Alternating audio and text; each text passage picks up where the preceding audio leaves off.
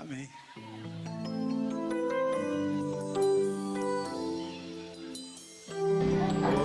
Amém. Irmãos, quando nós deparamos com Isaías, capítulo 43, do versículo 13, nós vemos que é uma passagem conhecida da igreja. Nós vemos que é uma passagem muito bonita, que aqui está mencionado todos os atributos de Deus, divino, porque quando Deus opera, não há homem, não há ninguém que possa impedir o agir de Deus na vida dos crentes, na vida dos servos de Deus. Mas quando olhamos para o contexto histórico do livro de Isaías, que o seu nome no hebraico significa salvação, Isaías estava pregando. Isaías foi chamado para pregar, e pregar contra as más condutas do povo judeu, ou do povo de Judá, que estava ao sul.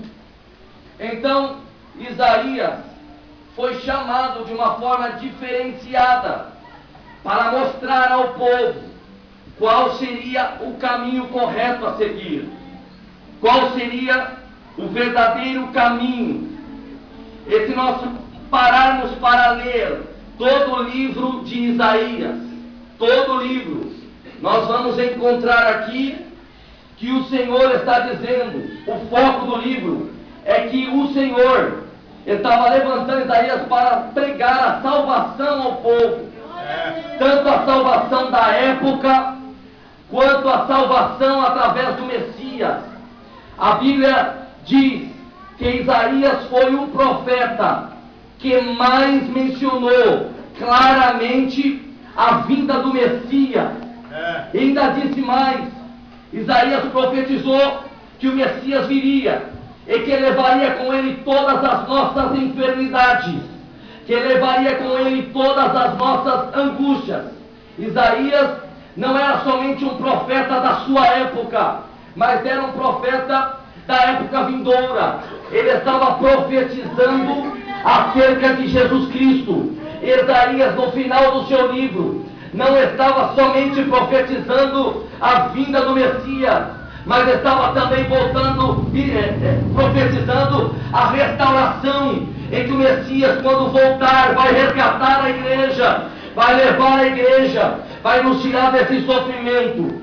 O profeta Isaías, quando está sendo apresentado no livro, do seu livro, que identifica com o seu nome, no capítulo 1, e no versículo 1, a Bíblia o apresenta somente como filho de Amós, mas não era filho de Amós, o profeta que nós encontramos na Bíblia, o profeta vaqueiro, não. A Bíblia só dá referência do seu pai Amós. A Bíblia menciona, alguns estudiosos dizem que Isaías veio da parte sacerdotal, Isaías veio de uma parte de elite. Isaías estava mais ou menos, era influenciável, estava com influência do povo ou dos governantes. Isaías tinha com ele, mas a Bíblia não estava dizendo da onde era Isaías, da onde nasceu. A Bíblia não diz quem era a sua geração. E Deus escolheu Isaías para pregar, para ministrar. Por isso que eu quero começar dizendo aqui: Deus te escolheu, irmã. Deus te escolheu, irmão, para que você possa adorar a Deus sem limite. Deus te escolheu para que você possa adorar. É por isso que Deus, antes de te escolher, não perguntou se você tinha dinheiro, não perguntou se você morava num bairro classe A. Deus não pergunta se você tem uma família que tem grandes status, não. Deus, quando chama, Ele chama e acabou. Não tem ninguém que pode te parar, irmã. Não tem ninguém que pode te parar, meu irmão. Foi Deus que te chamou.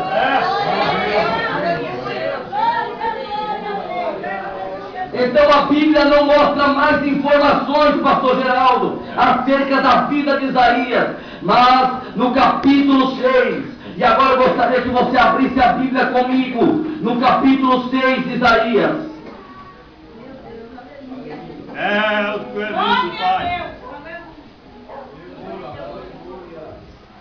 Aleluia. No capítulo 6, a Bíblia dá referência da sua chamada. No capítulo 6, a Bíblia está dizendo como foi em que Isaías foi chamado. Ele diz assim a Escritura Sagrada: no ano que morreu o rei Uzias, eu vi também o Senhor assentado sobre um alto e sublime trono, e a cauda do seu manto enchia todo o templo. Serafins estavam por cima dele, cada um tinha 6 asas, com 2 cobriam seus rostos, e com 2 cobriam seus pés, e com 2 voavam, e clamavam uns aos outros, dizendo: Santo, Santo, Santo é o Senhor dos exércitos, e toda a terra está cheia da sua glória, da sua glória, da sua glória. Aleluia. E os umbrais das portas se moverão, e a voz do que clamava, e a casa se encheu de fumaça.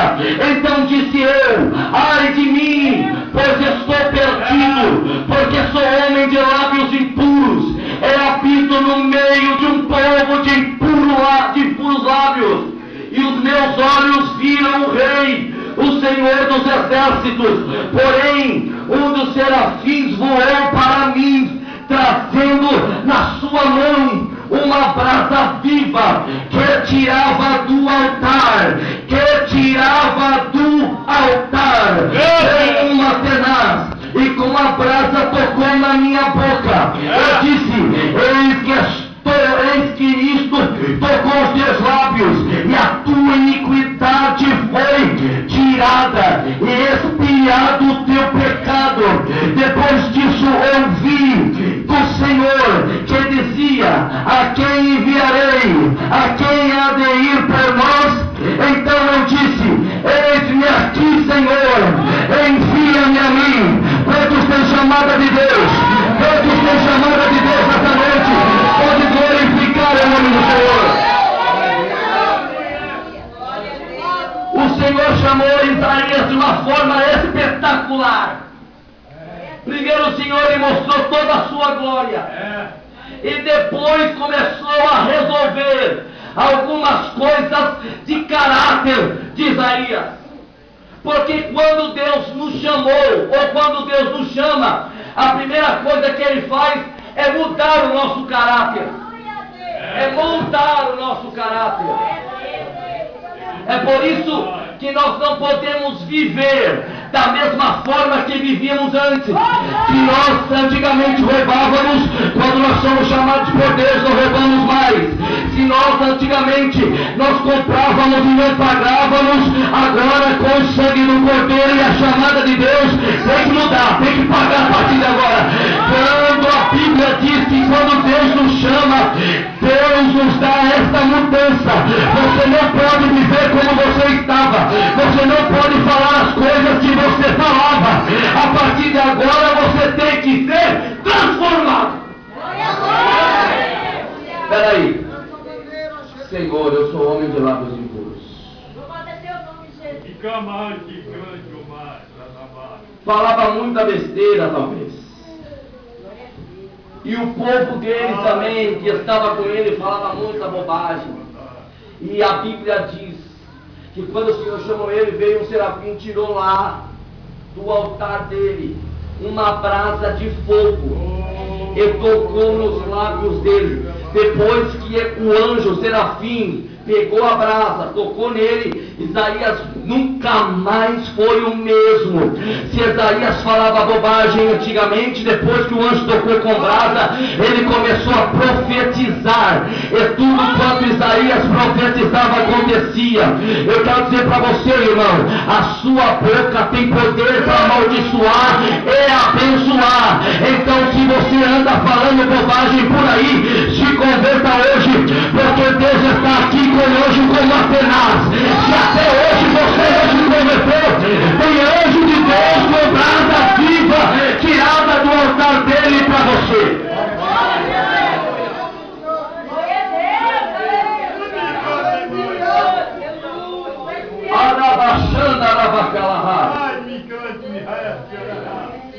chamou e transformou a vida de Isaías. A Bíblia diz mais que Isaías profetizou 740 a 681 anos de Cristo. Sabe o que significa isso? Que foi quando o Melquisedeque começou ali a atacar e começava a atacar o povo que estava em Judá. Então Isaías estava ali para dizer: povo, se converta, fique tranquilo, não é esse o caminho. Isaías estava para endireitar o caminho do povo que estava sofrendo ataques. Então nós deduzimos que Isaías não profetizou quando o povo estava cativo, não. Isaías profetizou pré-cativeiro, pré-exílio, que nós encontramos que o profeta que profetizou no exílio foi Jeremias e Ezequiel. Isaías profetizou antes do período do exílio. Então nós encontramos aqui, se nós dividirmos o livro de Isaías, a primeira metade até o capítulo 39, nós encontramos que o Isaías estava profetizando contra a punição e o juízo para o pecado de Israel.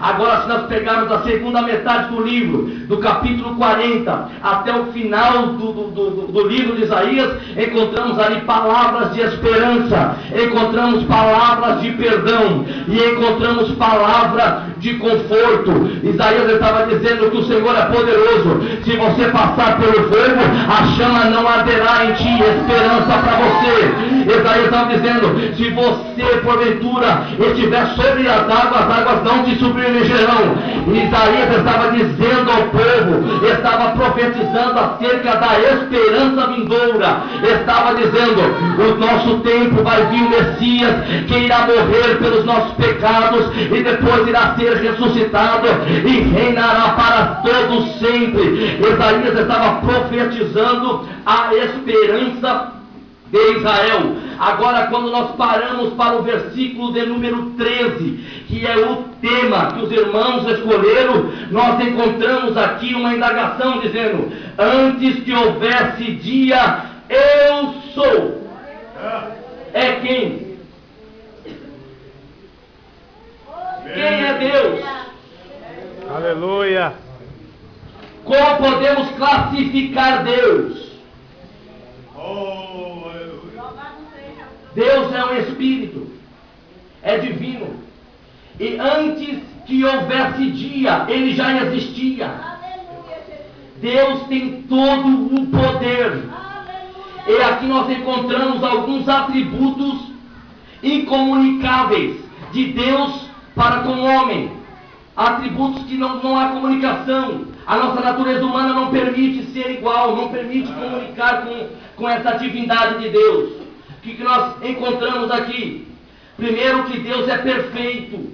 Deus é perfeito. A Bíblia diz no livro de Salmos, capítulo 18, versículo 30, que diz assim: o caminho de Deus é perfeito. Não existe outro caminho nesse mundo tão perfeito quanto o de Deus. Se você está na igreja, o teu filho está na igreja, dê glória a Deus, porque o caminho é perfeito. Não existe em Deus nenhum tipo de imperfeição. É por isso que não existe, não há para espiritismo, não há para macumbaria, não há para nenhuma outra religião, porque Deus é perfeito. O único caminho perfeito que nos leva para a eternidade é através de Jesus. Jesus disse: eu sou o caminho, a verdade, a vida, e ninguém vai ao Pai se não for por mim. Então Deus é caminho, Deus é perfeito. A Bíblia diz no livro de Jó, capítulo 11, versículo 7: porventura alcançarás o caminho de Deus, ou chegarás à perfeição do Todo-Poderoso? Jó sabia da sua limitação, Jó sabia das provações que estavam sobre ele. Mesmo assim, Jó faz uma pergunta: nós poderemos chegar à perfeição como Deus? Quem é tão perfeito como Deus? Não existe, não existe. Deus é o ser mais perfeito que existe na face da terra. Você não adora um Deus que tem boca e não responde. Você não adora um Deus de estátua, não adora.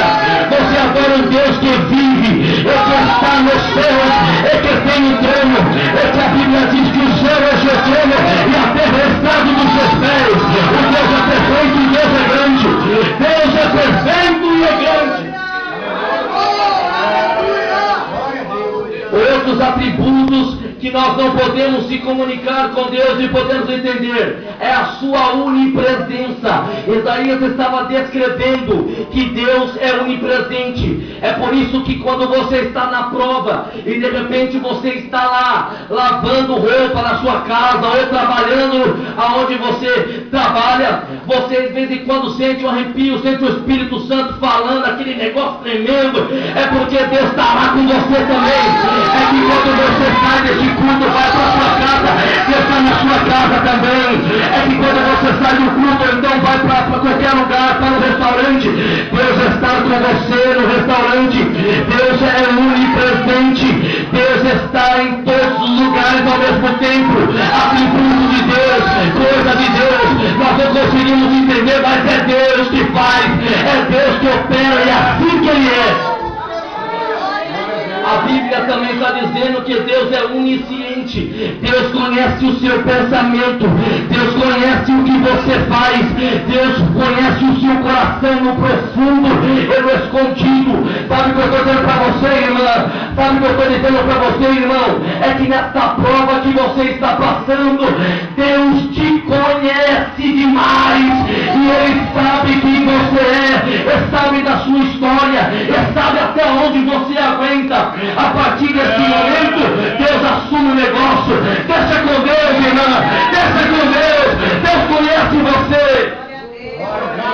A Bíblia também está dizendo, outro atributo que nós podemos dizer a Deus é a sua onipotência. Deus tem todo o poder.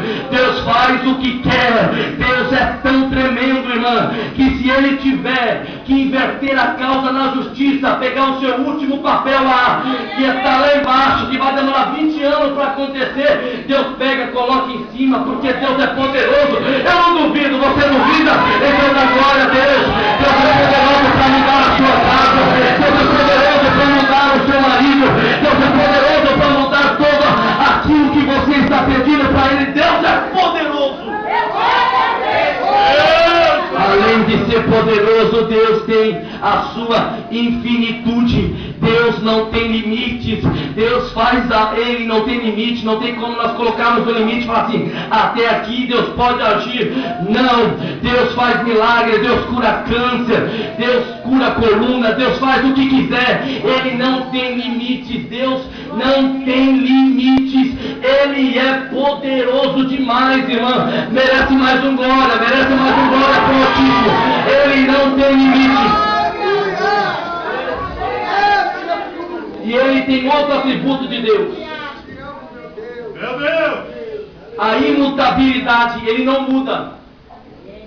Passa-se o tempo, Ele não muda. Passa gerações, Ele não muda. O mesmo Deus que era com seus pais é com você. O mesmo Deus que era com Moisés é com você. O mesmo Deus que estava ali com Elias está com você. Sabe o que significa isso? Nós, seres humanos, mudamos demais. Nós mudamos pela prova, nós mudamos pela dificuldade. Mas Deus permanece imutável. Deus não muda. Deus nunca vai mudar. Ele é o mesmo. Ele é o mesmo.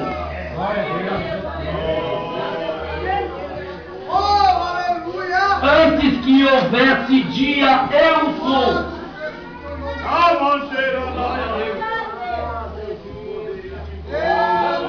A Bíblia diz, através dos patriarcas Abraão, Isaque e Jacó, Deus começou a criar ali um sentimento de povo. Porque até então, na época dos patriarcas, era muito ligado à família. Abraão gerou Isaque e Ismael. Ficou na família, teve 2 filhos.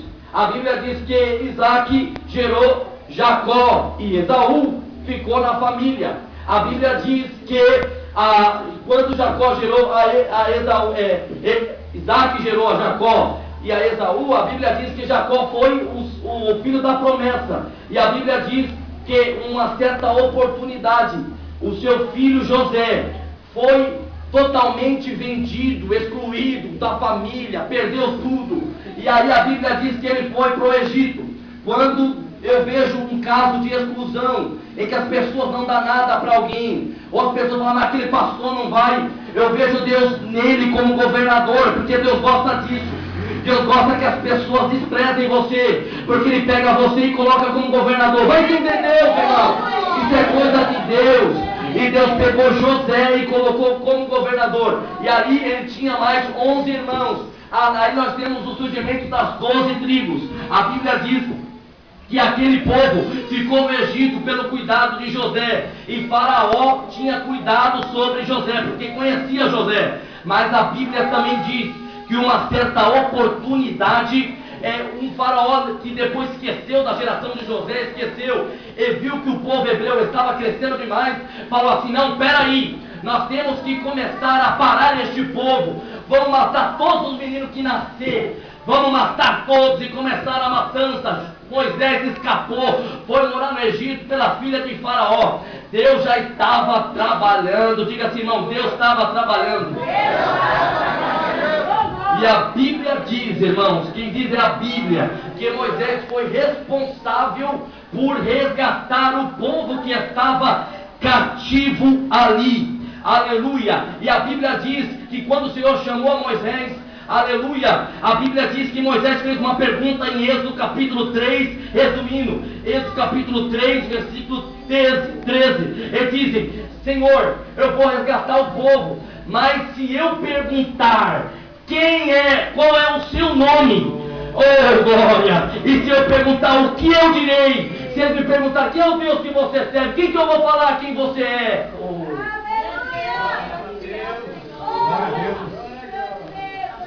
Se me começar a me pressionar, qual é o seu nome, Deus? O que eu falo? O que eu vou dizer? Êxodo capítulo 13, irmão, eu gosto da Bíblia, você também gosta, não é? Sabe o que a Bíblia diz em Êxodo capítulo 13, versículo 14? Eu sou o que sou. Fala para o povo que eu sou Deus, mesmo eles não crendo. Eu sou Deus! Tem glória para o eu sou, eu Shaddai, o Senhor dos Senhores está presente nessa igreja.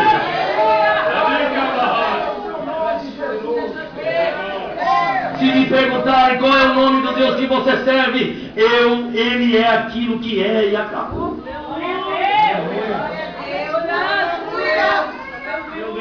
O seu problema não é maior do que Deus, porque Deus tem todo o poder e Ele é o que é. Deus pode resolver hoje o seu problema. Eu não sei o que você deve fazer aqui nesse culto, pastor, nessa festividade. Eu não sei como que você entrou aqui, qual é o seu intuito, o que se passa no seu coração, qual é a sua prova. Eu nunca te vi, mas o Deus, que eu estava orando essa tarde para vir aqui, disse, fala para o meu povo que eu sou o que sou, e eu resolvo qualquer problema, eu resolvo qualquer situação.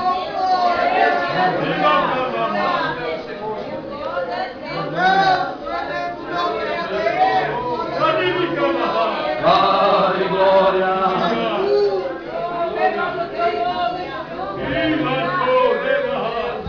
Ele é o que é. Ele não tem limite. Ele tem todo o poder nas suas mãos. Ele é o que é e ponto final. Deus de glória, aleluia! Eu estou sentindo uma coisa tremenda aqui hoje.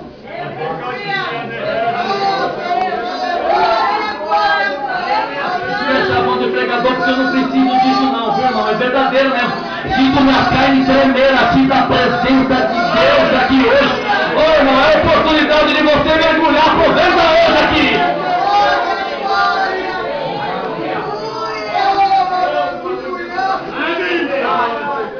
Em glória, aleluia, glória ao nome do Senhor. Exaltado para todo o Senhor. A Bíblia também diz que Jesus estava na polpa do barco dormindo. E Jesus estava dormindo e eles estavam no mar da Galileia. A Bíblia diz que o mar da Galileia, os estudiosos dizem que fica mais ou menos 250 quilômetros de distância assim do limite do mar normal. Então era uma profundidade muito grande acerca dos dois mares. E às vezes o calor do dia que existia em Israel e o frio da noite gerava tempestades que eram imprevisíveis por causa desse fenômeno que aconteceria lá no mar da Galileia.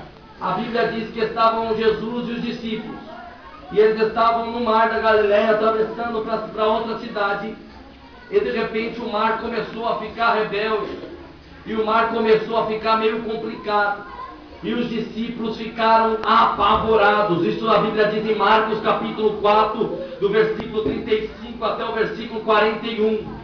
E existia um pânico no versículo 37. As pessoas que estavam com Jesus esqueceram que Jesus era todo poderoso, que estava no barco, porque o medo foi maior, as adversidades ali eram maiores, o medo de afundar e de perder a vida era maior. Jesus sabia disso, Jesus conhecia os discípulos e sabia da limitação humana. E agora eu quero trazer através do medo. Quantas pessoas estão na igreja do Senhor Jesus Cristo e estão com medo, medo da vida, medo de enfrentar a vida, vários medos, medo da sua família perecer e vários outros medos, medo do que será o seu filho, medo. Eu quero dizer para você, fique tranquilo, Jesus está no seu barco, fique tranquilo, não tem medo que Ele não resolva, não tenha problema, não tenha tempestade, não tem nenhum problema que Ele não possa resolver, porque Ele é. A Bíblia diz que houve um silêncio no barco devido à tempestade no versículo 38, e Jesus dormia. De repente veio os discípulos correndo para Jesus e com um clamor de acusação, dizendo: como pode, Senhor, dormir? Como o Senhor pode dormir perante essa tempestade? Os discípulos ficaram com medo, eu entendo isso, mas eles esqueceram que Jesus tem o controle do mar, tem o controle da tempestade, Ele faz tudo, Ele é o que é. Aí de repente eles esqueceram que Ele era poderoso. A Bíblia diz, irmãos, que Jesus parou, olhou, subiu lá em cima. Quando viu que estava tudo ali bagunçado, Ele falou: vento, para, fica calmo, aquieta-te. De repente o mar ficou tranquilo. Aí os discípulos fazem uma pergunta: quem é este homem que até o mar e o vento lhe obedece? Você sabe responder quem é este homem? Ele é o Nazareno, Ele é o Nazareno, Ele é. Você sabe responder, o nome dele é Jesus Cristo, o Senhor dos senhores, o Senhor da igreja, o Senhor da sua vida, o Deus que te tirou daquele monturo, daquele charco de lama, deu um banho de sangue, chacoalhou para cá e para lá e colocou aqui para servir a Deus. Oh, irmão, é esse Deus, Ele é tremendo, Ele é poderoso. E eu gostaria de encerrar dizendo: os discípulos perguntaram: quem é esse homem?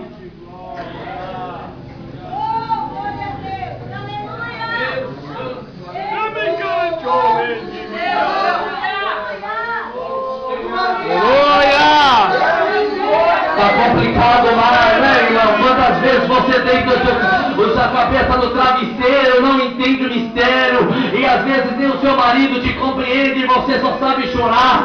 Deus está dizendo: eu sou o Deus que acalma a tempestade. Nessa noite eu te trouxe aqui para dizer: eu sou o que sou. Glória a Deus.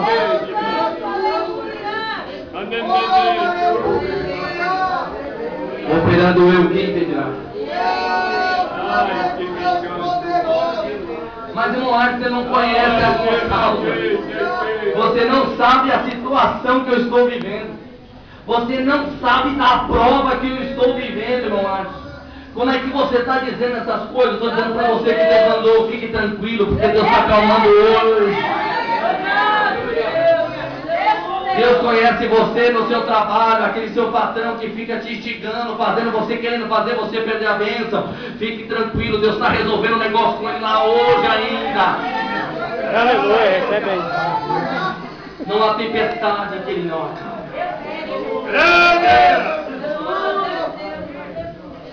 Jesus, uma certa feita, perguntou aos discípulos que estavam com ele lado a lado, pastor Geraldo, pastor Zé. E Jesus perguntou aos discípulos, dizendo assim: o que a multidão fala que eu sou? Aí os discípulos pensaram, responderam: olha, uns dizem que tu és Jeremias, outros dizem que tu és João, outros dizem que tu és um dos profetas. Aqui tem um mistério. Prepara a sua garganta que você vai glorificar. Existe um mistério aqui. Quando Jesus pergunta para os discípulos o que a multidão estava dizendo sobre ele, Jesus estava querendo saber da boca dos discípulos o que ele realmente estava pensando dele. Meu Deus. Aleluia. A multidão está dizendo: tu és um profeta aí.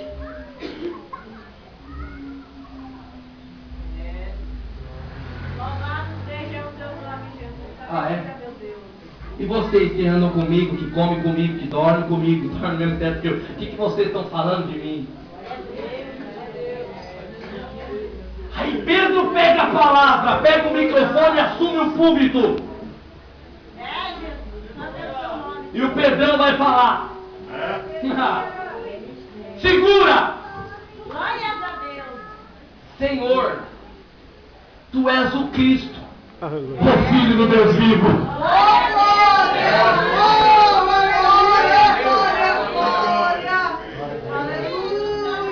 Sabe qual era o problema aqui?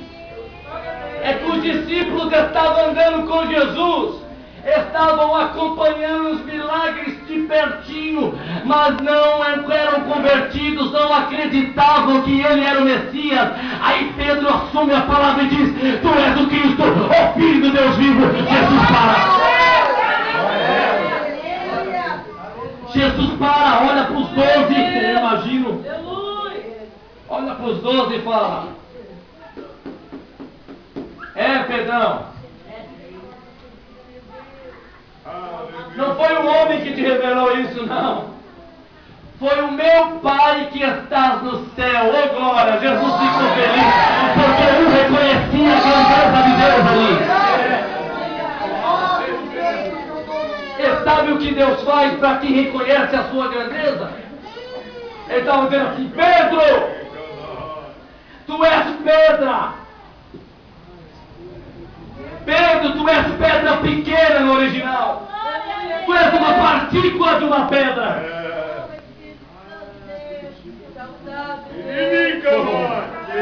Glória a Deus. Tu és pedra. Eu quero dizer para você que as portas do inferno não prevalecerão contra você, porque eu sou a rocha e a igreja está firmada em mim. Jesus estava dizendo a Pedro: fique tranquilo, Pedro, porque eu sou o Senhor da sua vida. Fique tranquilo, Pedro, eu sou a rocha da sua vida. Eu sou a firmeza da sua vida. Tu és pedra, e sobre essa pedra, essa rocha que sou eu, edifico a minha igreja, e as portas do inferno não prevalecerão contra a igreja. Eu quero dizer para você, irmão, eu quero dizer para você, irmã, qualquer cilada e astutas do diabo que tenta tirar a sua fé, desvirtuar a tua família, desvirtuar a tua casa, desvirtuar a tua parentela, qualquer seta do diabo que tenta muitas vezes tirar você desse emprego, eu estou dizendo para ti como profeta: as portas do inferno não prevalecerão contra vocês, porque a igreja é do Senhor. Deus.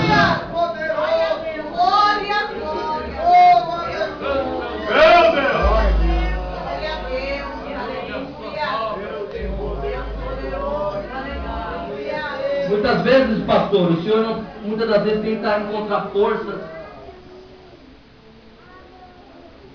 Porque muitas das vezes a carne não ajuda mais. E Deus te faz lembrar tudo isso que Ele fez na sua vida.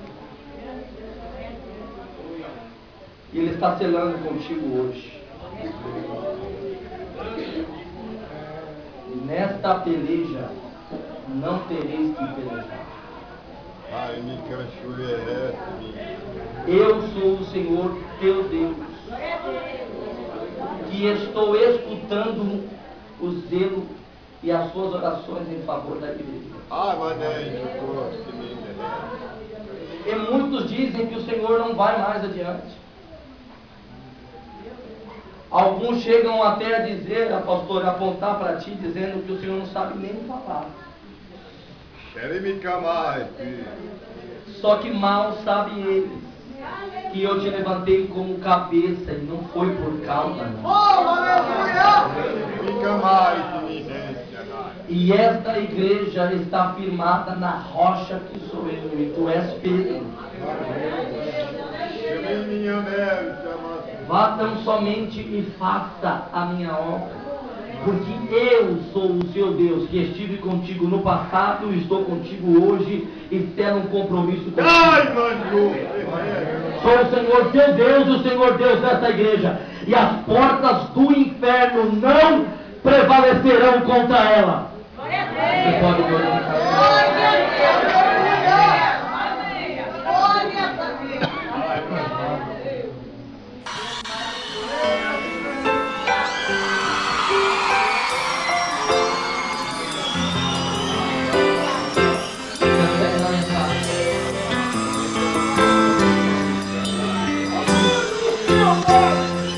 Glória a Deus aí, irmão.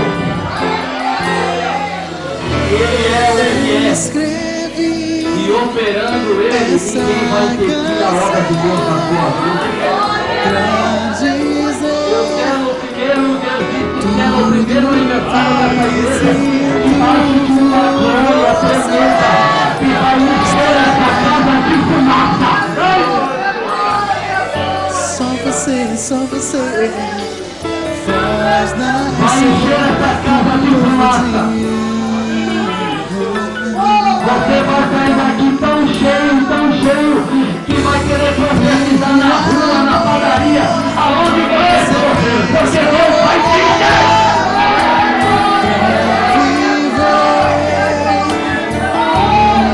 Em nome de Deus, você me fala para